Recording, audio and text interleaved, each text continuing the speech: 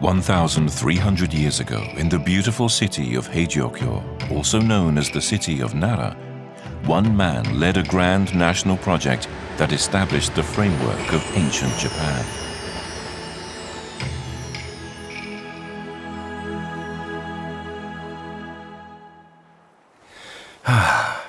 A beautiful day.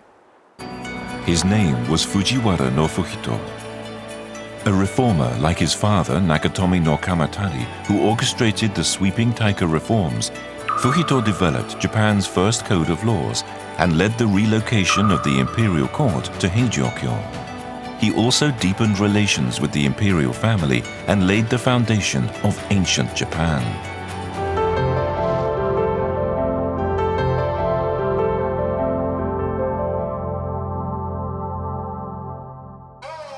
In the year 663, Japan was facing its greatest crisis yet. The imperial army, led by the future Emperor Tenji, as well as Fuhito's father, Kamatari, was defeated in the Battle of Bekgang. Fears of retaliation by the Tang dynasty in China and the Silla Kingdom brought home to Japan's leaders the necessity of building a stronger Japan. Knowing that education would play a crucial role to that end, Kamatari placed the young Fuhito under the tutelage of an imperial court educator, Tanabe no Fuhito. Following the death of Kamatari in the year 669 and Emperor Tenji 2 years later, and the end of the Jinshin War, Emperor Tenmu inherited the task of building a stronger nation. When Emperor Tenmu passed away, he left behind his wife, Princess Una no Sarara, and their young, sickly son, Crown Prince Kusakabe. This is where Fujiwara no Fuhito comes into the story.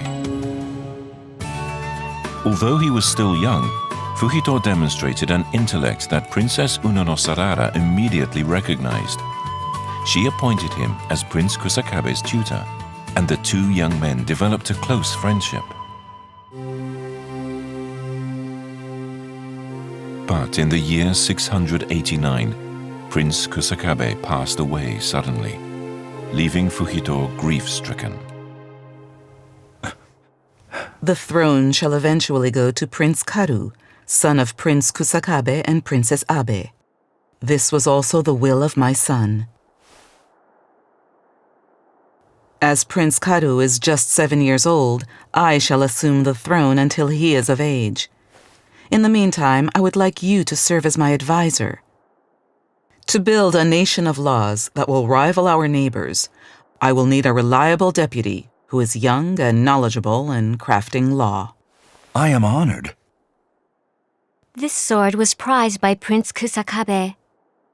He loved you like a brother and wanted the sword to be placed in your custody should anything happen to him.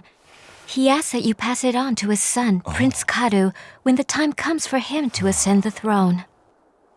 Fuhito took the kurozukuri no kakihaki no tachi entrusted to him and honored Prince Kusakabe's will. He presented the sword to Prince Karu when he ascended the throne as Emperor Monmu. And when Emperor Monmu died at an early age, the sword was transferred back to Fuhito.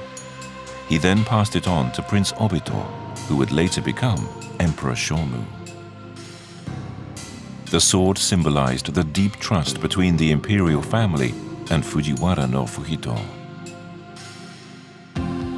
In the year 690, Princess Una no Sarara began her reign as Empress Jito. Then, in 694, the capital was relocated from Asuka Kiyomihara Palace to Fujiwara-kyo, Japan's first proper castle town. Finally, in 697, Prince Karu became Emperor Monmu at the age of 15.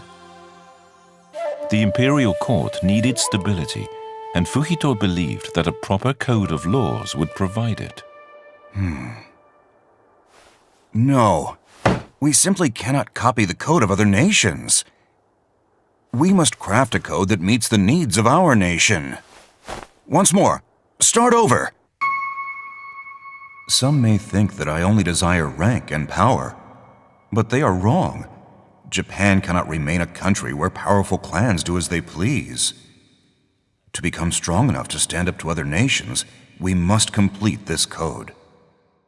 Then, in the year 701, At last, we finally have our code. composed of a criminal code, Oritsu, and an administrative code, Oryo, it was the first code of laws to be established in Japan. This was the Taiho Code.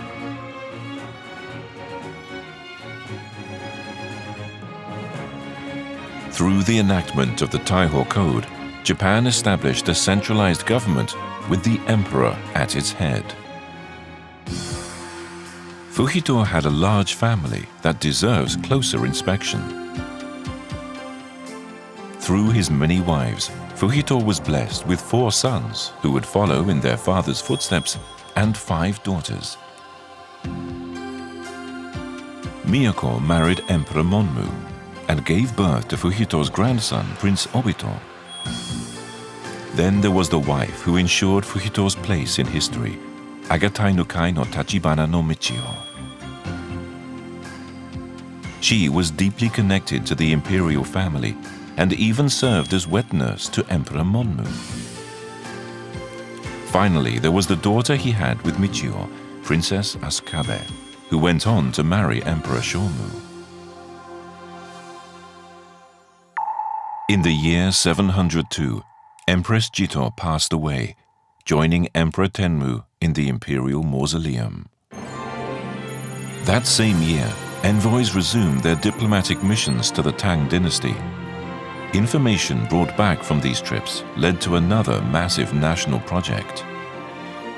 The envoys informed Fujito that the palace in Chang'an was located in the north of the city, rather than in the center as it was in Fujiwara-kyo.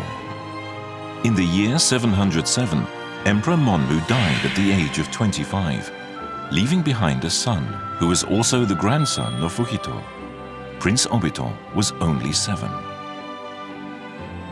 To fill the throne until Prince Obito was old enough, Emperor Monmu's mother, Princess Abe, began her reign as Empress Genmei.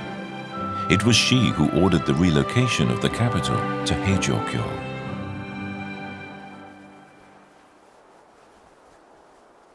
This is the place. This is where my grandson, Prince Obito, shall take his rightful place at the throne. Perfect.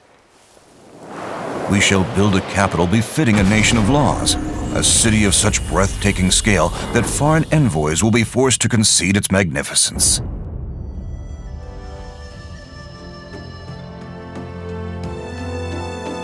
In the year 710, the capital was relocated to Heijō-kyo. The palace's layout shows the authority Fujito commanded. Directly east of the palace is a large area of land on which a residence was built for Fujito. The year 712 marked the completion of the Kojiki, or records of ancient matters. 2 years later, Fujito's grandson, Prince Obito, became crown prince. A beautiful day. The year 720 marked the completion of the Nihon Shoki, or the Chronicles of Japan. That same year, Fujito fell ill and was confined to bed. Summer ends. How quickly time flies. My work is not yet done, but now I must rest. What an exciting life I have led. Fujito, who had led a national undertaking that strengthened Japan's foundation, died at the age of 63. He was posthumously awarded the highest rank of Daijo Daijin, or Grand Minister. With his exceptional judgment and intellect, Fujito from a young age became a key figure in the creation of the Taiho Code, which in turn helped him amass enough influence to shape history itself by establishing the Fujiwara clan.